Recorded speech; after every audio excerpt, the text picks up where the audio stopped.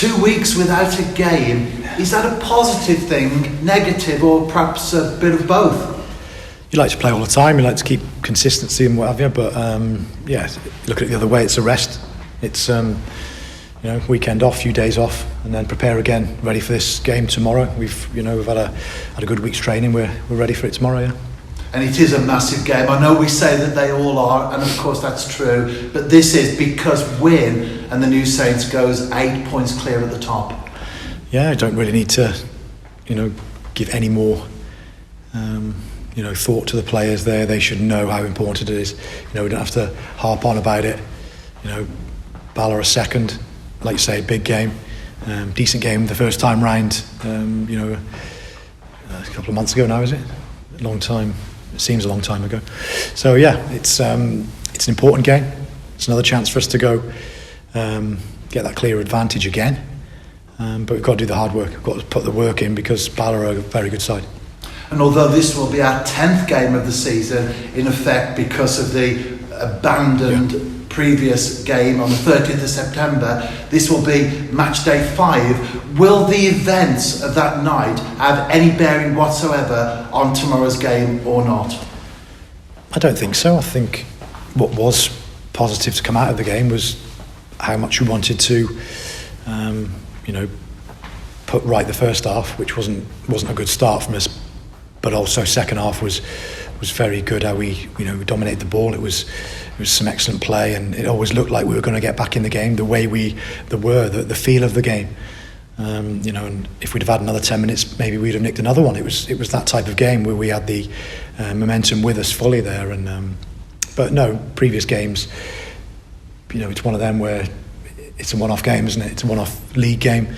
They're in good form, so are we. It looks to be a good game for the television. And it is a top of the table clash, a second v first game, and it's true to say that TNS's good start continues. Played 9, won 8, drawn 1, 31 goals scored, the first team to reach 30 in the league, just 4 conceded. That's the best statistic there as well. How important are the statistics when you go into a game like this? Because they say that the camera never lies, and it's also true that the statistics don't, because they do tell a story of their own. Yeah, you look at the first 7 games where we were, we didn't concede and we were in really, really good form. They're important. Statistics are important. You look at league tables, they will say league tables don't lie at the end of the season, and it's true. You do your work early on, you put the results in, the performances, and usually the results take care of themselves. We're in sort of a good shape defensively. Yes, we've conceded 4 goals, but if you look in 9 games, 4 in 9 games isn't bad either. Clean sheets are important as well, and at the other end of the pitch, it's vital that we continue to score goals, because the minute that you just think it's going to be easy and we'll score, that's when things are taken for granted, and you don't get the goals, and you don't look positive, and you don't look comfortable in games. So yeah, it's nice to get that many goals. I think it's probably an average of 3 games or something, 3 goals. Around 3 goals for your game, so that's good going. And with the goals, Louis Robles, Greg Draper have scored 7 each. But then when you look at the goal scorers, they have been spread evenly across the team, not just the forward men, but the midfielders and even the defenders. Is that something that you encourage the defenders in particular to get up for the set pieces, get forward when they can? Yeah, if you look at the 2 big centre-backs that we've got, you'd expect them to be at least, I would say, between them getting double figures. Keston gets goals as well. Ryan Arrington's been in there, he scored already. He can score, and obviously your fullbacks get forward as well, so you'd expect probably a few more from the fullbacks. But certainly in midfield, with Leo, with Sis has got 4 goals, I think. He's got the most assists. He's been really, really important for us.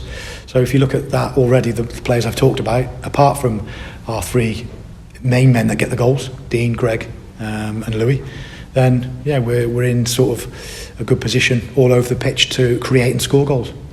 And we always talk about the injury situation as well. There are long-term injuries, and of course there's always a niggle or 2 along the way.